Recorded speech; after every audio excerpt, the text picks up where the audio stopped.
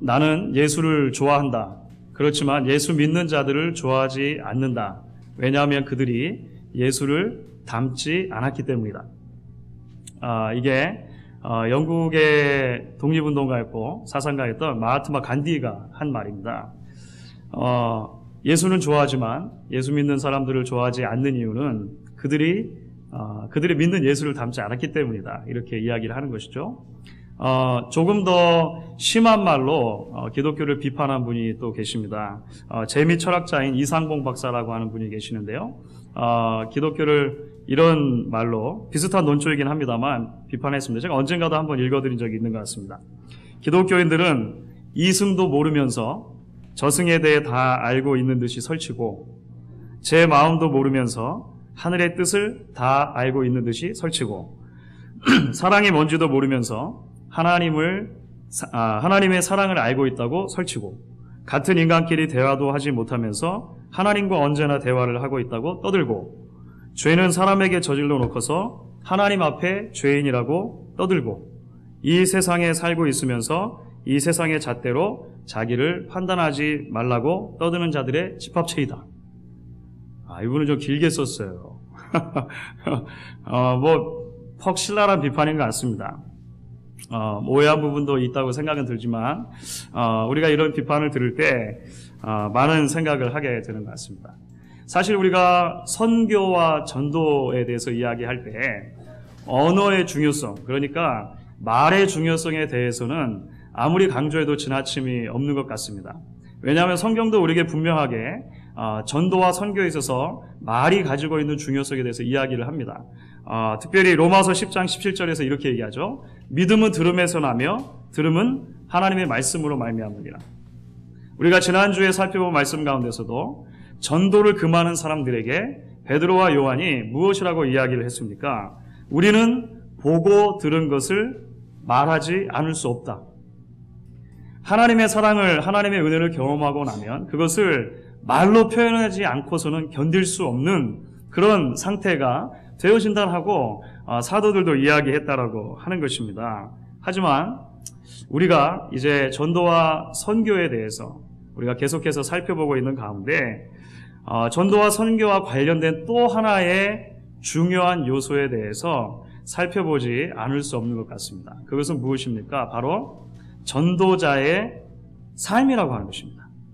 전도하는 사람, 그 사람의 삶이 어떤 삶이냐라고 하는 것도 퍽 중요하다라고 하는 것을 성경의 곳곳에서 이야기를 해주고 있다라고 하는 것이죠. 전도하는 이의 삶이 그가 전하는 복음의 정신과 멀어져 있다면 결단코 효과적인 전도의 열매를, 선교의 열매를 맺을 수 없다는 것을 성경이 이야기를 하고 있는 것입니다.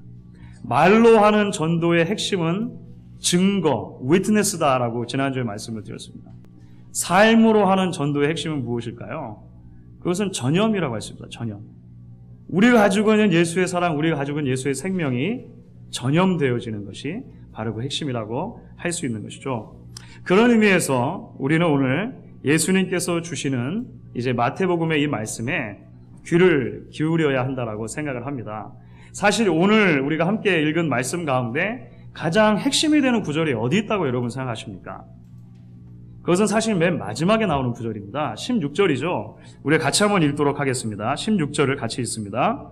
이같이 너희 빛을 사람 앞에 비추게 하여 저희로 너희 착한 행실을 보고 하늘에 계신 너희 아버지께 영광을 돌리게 하라. 여러분, 마태복음 5장부터 7장은 우리가 흔히 산상수훈이다라고 이렇게 이야기를 합니다. 예수님께서 산상에서 제자들에게 주셨던 설교의 말씀이라고 하는 것이죠. 예수님께서 가지고 오시는 하나님 나라의 새로운 백성들이 된 제자들이 이 땅에 발디뎌 살아가면서 어떠한 모습으로 살아야 할 것인가, 예수님께서는 석 장에 걸쳐서 그 이야기를 해주고 계시는 것입니다. 하나님 나라의 백성들에게 요구되는 삶의 원리를 담은 천국 백성의 삶의 헌장, 그것이 바로 이 산상수훈이라고 할 수 있는 것이죠. 특별히 우리가 함께 읽은 5장 16절의 말씀은 이 산상수훈 중에서도 가장 핵심이 되는 말씀이라고 할 수 있습니다. 이거 제가 그렇게 얘기하는 것이 아니고요. 여러 학자들이 그렇게 얘기를 합니다. 특별히 루츠라고 하는 학자가 이렇게 이야기를 합니다. 16절의 말씀은 산상수훈 전체를 밝히는 횃불과도 같다. 그러니까 산상수훈이 석장에 있는데 그 중에 가장 핵심적인 그리스도인의 윤리의 핵심을 삼자면 그 16절에 나와 있다라고, 5장 16절에 나와 있다라고 하는 것입니다. 그렇다면 이 말씀이 우리에게 가르쳐준 진리가 무엇입니까? 우리의 아버지이신 하나님께서는 자녀들인 우리들에게 착한 행실을 기대하신다는 거예요. 아주 단순한 원리죠. 우리의 아버지가 되시는 하나님께서는 하나님의 자녀가 되는 우리들에게 매일매일 이 땅을 살아가는 동안에 착한 행실, 선한 행실을 기대하고 계시다라고 하는 것입니다. 왜냐하면 많은 사람들이 하나님의 자녀들의 그 선한 행실을 보고 하나님께 영광을 돌릴 수 있기 때문이다. 이렇게 이야기하는 것입니다. 사실은 이 말씀은, 이런 전체적인 메시지는 베드로전서 2장 11절에서 사도 베드로가 말하는 것과 일맥상통합니다. 우리가 베드로전서를 작년에 계속 살펴봤는데 이런 말씀이 나옵니다. 2장 11절인데요. 너희가 이방인 중에서 행실을 선하게 가져 너희를 악행한다고 비방하는 자들로 하여금 너희 선한 일을 보고 권고하시는 날에 하나님께 영광을 돌리게 하려 합니다. 거의 같은 내용의 말씀이죠. 거의 같은 내용의 말씀입니다. 자, 그렇다면 우리는 이런 질문을 이제 던지게 됩니다. 착한 행실, 선한 행실이라고 하는 게 도대체 어떤 의미가 있느냐라고 하는 것입니다. 도대체 우리가 뭘 해야 착한 행실이 되냐고 하는 것이죠. 사회적으로 봉사를 많이 하고 자원해가지고 하는 그런 볼런티어가 있지 않습니까? 그런 일들을 좀 많이 하고 구제를 좀 많이 하고 가난한 사람들을 돕고 어딘가에서 도네이션이 필요하다고 할 때마다 도네이션도 뭐 이렇게 투척하고 이런 것들을 착한 행실, 선행이라고 하는 것이겠습니까? 사실은 오늘 본문 가운데 예수님께서 선한 행실, 착한 행실이라고 했을 때 그것은 어떤 개별적인 행동을 넘어서는 보다 큰 개념이라고 하는 것을 우리가 좀 이해할 필요가 있습니다.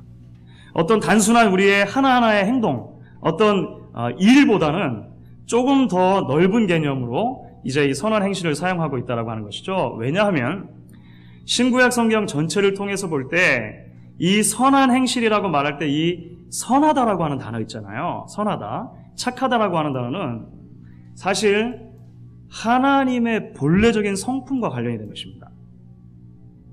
하나님의 본래적인 성품이 선하다라고 하는 것을 우리가 기억을 해야 이 말씀을 오해하지 않고 이해할 수 있다는 것입니다. 여러분, 시편 136편 1절에서 대표적으로 이렇게 얘기합니다. 여호와께 감사하라. 그는 선하시며 그 인자하심이 영원합니다. 하나님의 본래적인 성품이 선하다라고 하는 것이죠. 마태복음 18장에도 이런 이야기가 등장합니다. 길을 지나시는 예수님에게 어떤 한 청년, 부자 청년이었는데요, 와서 이렇게 질문을 합니다. 선생님이요, 내가 무슨 선한 일을 하여야 영생을 얻으리까? 이렇게 물어요. 이때 예수님께서 뭐라고 이 청년에게 대답을 하시냐면요, 아주 재밌게 말씀하십니다. 어찌하여 선한 일을 내게 묻느냐? 선한 이는 오직 하나님 한 분이십니다. 이렇게 말해요. 선한 일을 묻는 사람에게 일을 묻지 말고 선하신 하나님에 대해서 물으라고 이야기하는 거죠. 하나님에 대해서 알으라고 이야기하는 것입니다. 결국 하나님께서 오늘 이 산상수훈의 본문 가운데 우리에게 이야기하고자 하시는 바가 무엇입니까? 하나님께서 우리에게 선한 행실을 기대하신다고 하는 것은 결국 아버지인 하나님께서 자녀인 우리가 그 하나님의 성품을 닮아가기를 원하신다라고 하는 방향으로 우리가 이해를 해야 하는 것입니다. 하나님께서 기대하시는 착한 행실은 무엇인가 하면 바로 하나님을 닮아가는 것이라고 하는 거예요. 이 땅에서 하나님을 보여주는 사람으로 우리가 살아가야 한다라고 하는 것입니다. 자녀들의 삶은 많은 사람들에게 그들의 아버지가 어떤 사람인가 보여주는 아주 좋은 예가 되기 때문에 그렇다고 하는 것이죠. 만약에 우리가 공평하신 하나님, 공의의 하나님을 믿는다면 그 자녀인 우리들의 삶 속에서도 하나님의 공의와 하나님의 그 정의로운 성품이 드러나야 할 것입니다. 만약에 우리가 하나님을 사랑의 하나님이라고 고백한다면 우리의 삶 속에서도 그 하나님의 사랑의 성품이 비추어져야 한다라고 하는 것입니다. 만일 우리가 하나님을 거룩한 하나님이라고 고백한다면 우리의 삶 속에서도 그 거룩이 나타나야 한다고 하는 것이죠. 저희 막내 아들이 저를 닮았다는 말씀을 수도 없이 많이 듣습니다. 여러분들 동의하시죠? 예. 하여간 제가 목양교회 부임하면서부터 끊이지 않고 듣게 되는 것 같습니다. 심지어 저희 교회를 처음 나오시는 분들마저도 제가 특별히 가족을 소개해주지 않아도 저 아이는 목사님의 아들이 맞죠? 라고 이야기하는 분들이 꽤 됩니다. 제가 봐도 많이 닮은 것 같아요. 여러분, 얼마 전에 이런 일이 있었습니다. 저희 아이들이 가끔 이제 할아버지 할머니 댁에 가서 시간을 보내는 그런 경우가 있습니다. 그런데 어느 날 할아버지 할머니 댁을 다녀온 다음에 큰아들이 제게 이렇게 말하는 것입니다. 아빠, 오늘 할아버지 댁에 가서 옛날 앨범을 봤어요. 이렇게 말하는 거예요. 그래? 그런데 정말 신기해요. 왜? 우림이가 아빠 어렸을 때랑 우림이랑 너무 닮았나 보지?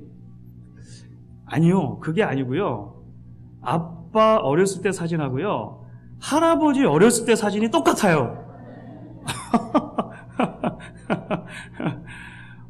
거기까지 이제 연구를 한 거예요. 여러분, 그러니까 자녀가 부모를 닮는 건 당연한 거, 그죠? 안 닮으면 이상한 것이죠. 안 닮으면. 닮는 것은 당연한 이치라고 하는 것입니다. 그런데 오늘날 전도의 길이 막히는 많은 이유 중에 중요한 이유가 무엇입니까? 하나님의 자녀들이 하나님을 닮지 않았다는 데 있는 거죠.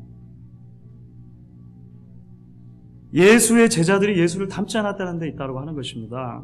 천국의 모형이 되어야 하는 교회 안에서 천국의 맛을 보기가 힘들다고 하는 거예요. 그래서 전도의 길이 계속 막혀지고 있는 것을 우리가 발견하는 것입니다.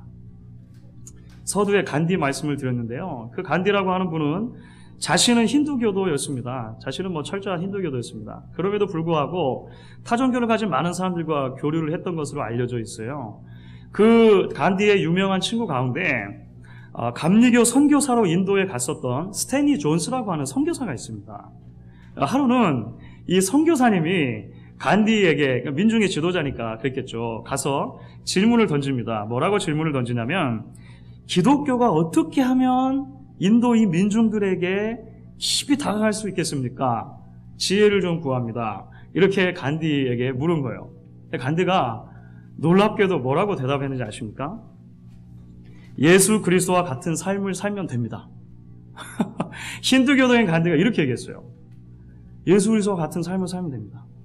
그 자신은 비록 힌두교도였지만 사실 성경이 말하고 있는 전도와 선교의 아주 중요한 부분에 대해서 간디가 이야기를 해주는 것이죠. 사실 마태복음 5장 16절에서 이야기하려고 하는 핵심이 바로 그 내용이라고 하는 것입니다. 이같이 너희 빛을 사람 앞에 비추게 하여 저희로 너희 착한 행실을 보고 하늘에 계신 너희 아버지께 영광을 돌리게 하라. 이 말씀과 같이 되기로 결단할 수 있는 저와 여러분 될 수 있기를 저는 간절히 소망하는 것입니다. 이제 오늘 우리가 이 말씀 가운데서 조금 더 살펴보기를 원하는 부분이 있습니다. 그것은 이처럼 성도들의 삶에 마땅히 맺혀야 하는 그 열매 있지 않습니까? 그 선한 행실에 대해서 이야기하면서 예수님께서는 두 가지의 예를 들어서 이 진리를 설명하고 계시다라고 하는 것입니다. 굉장히 유명한 비유죠. 바로 소금과 빛에 대한 이야기가 이제 등장을 하게 되는 것입니다. 그러니까 16절이 사실은 핵심 말씀이고 이것을 설명하기 위해서 소금과 빛에 대해서 얘기하는 것입니다. 이렇게 방향을 잡지 않으면 사실 우리가 성경이 말하려고 하는 것보다 더 많은 것을 생각하려고 하는 경향들이 생겨요. 도대체 소금은 무슨 용도가 있을까? 이런 거 있지 않습니까? 그래서 너무 깊이 들어가는 거예요. 너무 깊이. 사실은 예수님께서 말씀하신 것은 이 16절의 말씀을 보강해 주시기 위해서 이제 소금의 비유, 빛의 비유를 이야기하시는 것이고요.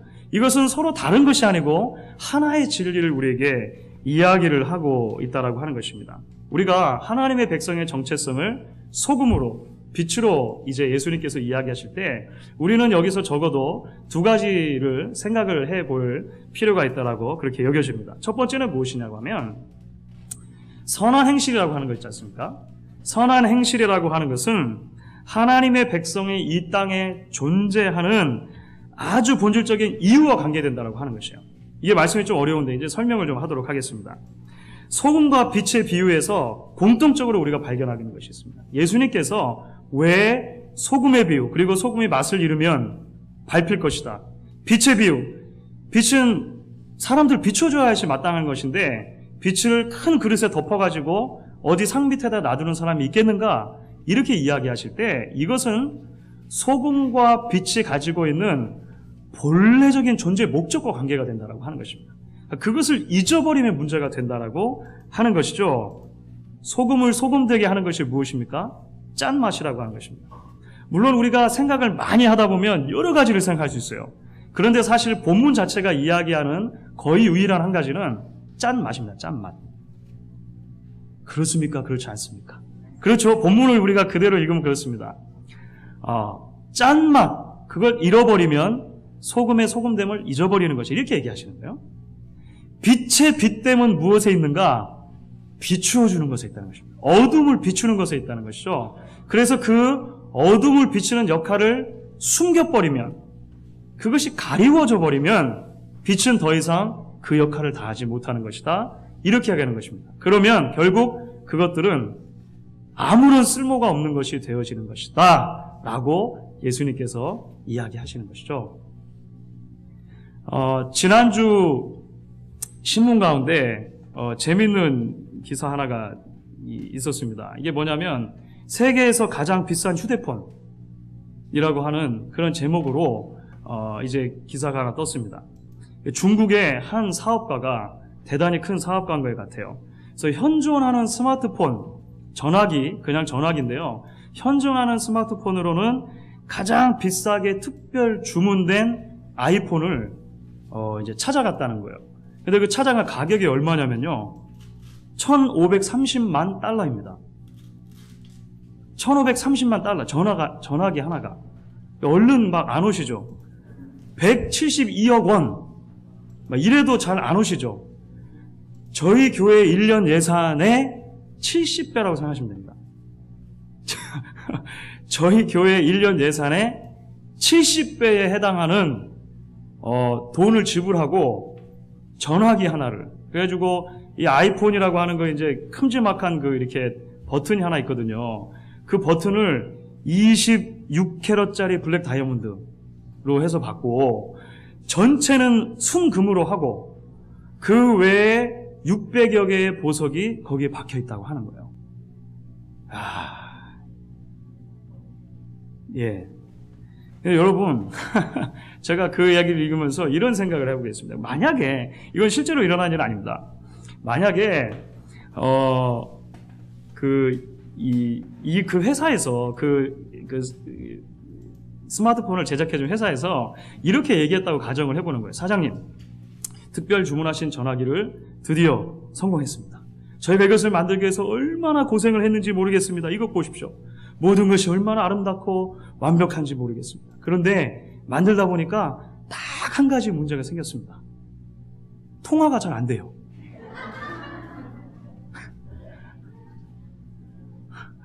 이거는 진짜 있었던 일 아닙니다. 제가 생각해본 거예요. 저희 교회 예산의 70배가 되는 돈을 주고 전화기를 하나 구입했다 하더라도 만약에 통화가 안 되면 그게 무슨 소용이 있겠냐라고 하는 것입니다. 전화기로서의 기능은 없는 것이죠. 예. 전문가들은 그걸 용어로 벽돌폰이다 이렇게 얘기해요. 전화기로 더 이상 쓸 수 없는 전화기 있지 않습니까? 벽돌 전화기. 예. 오늘 말씀의 핵심은 무엇입니까? 여러분, 소금과 빛 모두 각자의 본래의 기능을 가지고 있다는 것이죠. 그것을 잊어버리면 문제라고 하는 것입니다. 성도의 삶에서 하나님께서 기대하시는 것이 무엇입니까? 선한 삶이라고 하는 거예요. 복음에 합당한 열매라고 하는 것입니다. 하나님 나라의 시민으로서 하나님을 닮아가는 삶이 성도의 삶에 있어야 한다는 것이에요.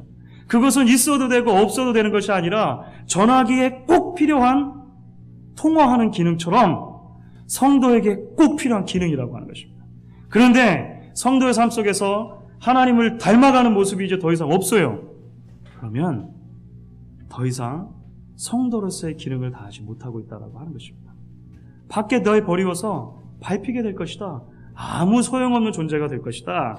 예수님께서 조금 강력한 사실 어조로 이렇게 이야기를 하고 계시는 것입니다.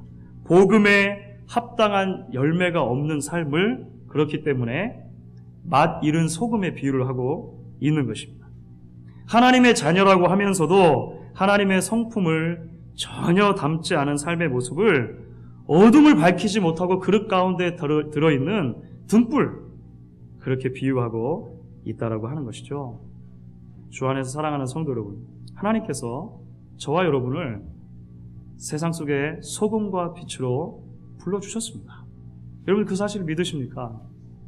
그런데 여러분 아십니까? 우리가 조금만 깊이 생각을 해보면요, 저희는 소금이 될 만한 자격, 빛이 될 만한 자격이 없는 사람들이에요. 저희가 어떻게 소금의 그 대체할 수 없는 짠맛 가질 수 있겠습니까? 부패를 방지하는 역할 우리가 할 수 있겠습니까? 우리가 어떻게 어둠을 비추는 역할을 감히 할 수 있겠냐 말이죠. 그런데 하나님께서는 예수 그리스도를 통해서 우리를 구원해 주시는 순간 우리를 소금으로 빛으로 불러주신다라고 하는 것입니다. 그래서 하나님을 닮아가는 삶으로 보이지 않는 하나님의 그 인격과 풍요로움을 이 땅 가운데 전하는 유일한 존재들로 하나님께서 우리를 불러주셨다라고 하는 것이죠. 그래서 소금과 빛으로 불러주신 것 자체가 은혜라고 하는 것입니다. 우리가 이것을 기억해야만 오늘 말씀을 단순하게 율법적으로 받지 않고 하나님께서 우리에게 주시는 사랑의 메시지로 받을 수 있다라고 하는 것입니다. 이제 조금 더 나아가서 이 소금과 빛의 비유를 통해서 두 번째로 우리가 기억해야 할 부분이 있습니다. 그것은 무엇이냐면 하나님께서 우리를 소금과 빛으로 불러주신 바로 그곳이 다름 아닌 우리의 매일의 삶의 현장이라고 하는 것입니다. 우리가 이 부분을 좀 기억할 필요가 있습니다. 예수님께서 두 벌의, 그러니까 두 개의 똑같은 비유가 되는 것이죠. 소금의 비유, 빛의 비유, 두 벌의 비유에서 공의 강조해서 말씀하시는 것이 있습니다. 그것은 너희는 세상의 소금이다라고 하는 겁니다. 이 땅에, 본래 그 헬라어로는 이 땅에입니다. 너희는 이 땅의 소금이다라고 하고 너희는 이 세상의 빛이다라고 말씀하시는 것이죠. 그러니까 우리가 소금과 빛으로 살아가야 할 장소가 단지 교회 울타리 안만이 아니고 이것을 넘어서서 우리의 매일의 삶의 현장 속에서 하나님이 기뻐하시는 열매를 맺어드리는 삶으로 나아가야 한다라고 이야기하는 것입니다. 우리가 교회 안에서 다른 지체들에게 인정받고 사랑받는 것은요, 굉장히 중요한 일이라고 저는 생각합니다. 그래서 저는 교회 리더십들을 위해서 특별히 기도할 때, 그리고 여러분들을 위해서 기도할 때 항상 기도하는 제목이 있습니다. 그것은 무엇이냐면 서로 사랑받고 인정받고 존경받는 우리 성도들이 되게 해달라고 그렇게 기도를 해요. 특별히 우리 리더십들을 위해서 기도할 때 그렇게 많이 기도합니다. 성도들에게 사랑받고 존경받고 인정받는 리더십 얼마나 중요합니까? 그런데 오늘 우리가 말씀을 통해 기억할 것이 있죠. 동시에 우리는 교회에서뿐만 아니라 우리의 가정과 일터와 학교에서도 인정받고 존경받는 소금과 빛이 되어야 한다라고 하는 것입니다. 처음 만나는 사람이나 심지어는 오늘 한번 만나고 평생 만나지 못할 것 같은 그런 사람에게로 하더라도 우리는 소금이 되어져야 하고 빛이 되어져야 한다라고 하는 것이죠. 사랑하는 여러분, 여러분은 가정에서 어떤 남편이시고 어떤 아내이십니까? 스스로 답들을 하실 수 있을 것입니다. 여러분들은 부모님에게 어떤 자녀들이십니까?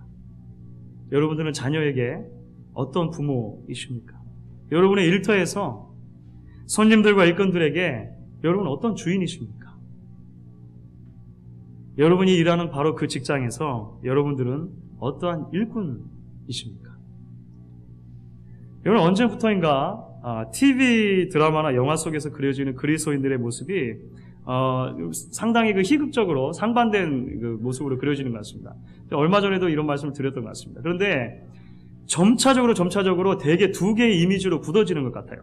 제가 최근에 본 영화 가운데서도 그런 비슷한 이미지로 이렇게 굳어져서 거의, 그러니까 크리스찬, 그리스도인 하면 거의 굳어진 이미지로 이제 대중 매체에서 사용되고 있다는 것이죠. 하나는 무엇이냐 하면 겉으로는 친절하고 온화한 것 같은데 뒤에서는 온갖 악행과 비리를 서슴지 않는 이중인격자. 여러분 한번 보십시오. TV 드라마나 만약에 영화 같은 데서 이 크리스찬이 나오는 장면이 있으면 한번 유심히 한번 살펴보십시오. 대개는 이 두 개의 범주 안에 들어갈 것입니다. 첫 번째가 이중인격자라는 거예요. 직장에서 누가 상사가 술을 따라주면 난 크리스찬입니다 하고 안 마셔요. 그런데 회사 내에서 온갖 부패와 부정은 그 사람에 다 저지르는 거예요. 무슨 의미가 있습니까? 또 하나의 이 굳어진 이미지는 무엇이냐면 좀 더 이렇게 우스꽝스러운 모습으로 그려지는 건데요.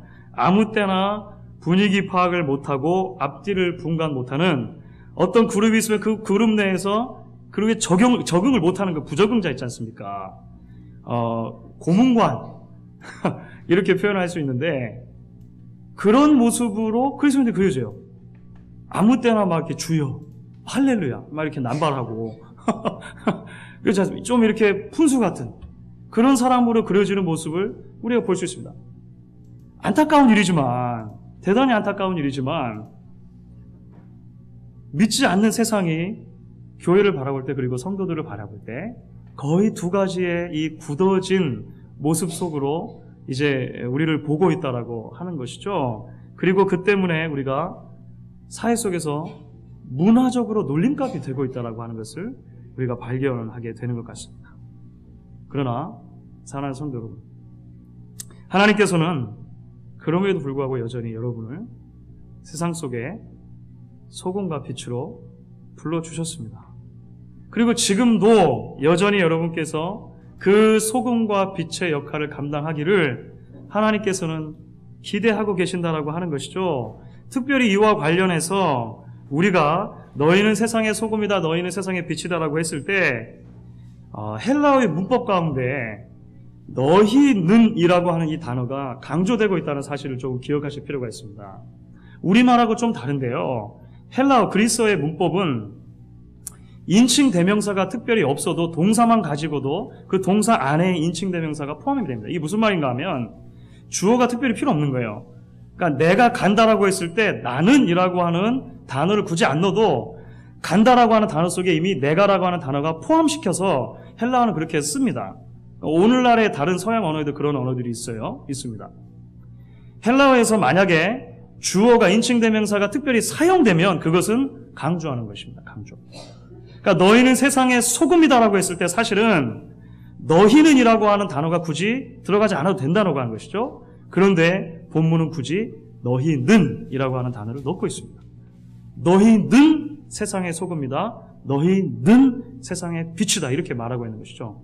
이것을 우리가 강조하는 용법을 조금 더 이 맛을 잘 보기 이렇게 그 표현하면 어떻게 우리가 번역할 수 있겠습니까?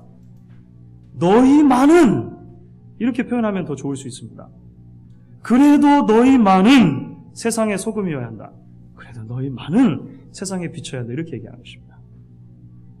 예수님 당시에 제자들 외에도 여러분 하나님을 섬기는 사람들 많이 있었습니다. 바리새인들도 있었고 서기관들도 있었고 열심당이라고 하는 사람들도 있었고 다른 여러 유대인의 종파들이 있었어요. 그런데 예수님께서는 그들이 아니고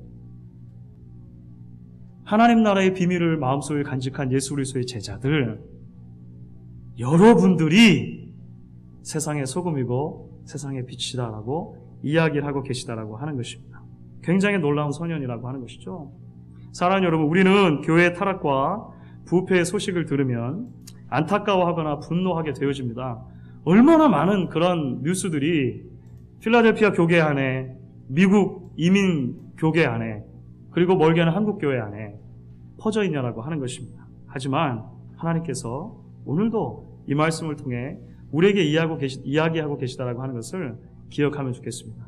하나님은 뭐라고 말씀하시는 것입니까? 그래도 여러분만은 소금이 되어야 하지 않느냐라고 이야기하시는 거죠. 그래도 여러분만은 빛이 되어야 하지 않겠냐라고 이야기하시는 것이죠. 주 안에 사랑하는 성도 여러분,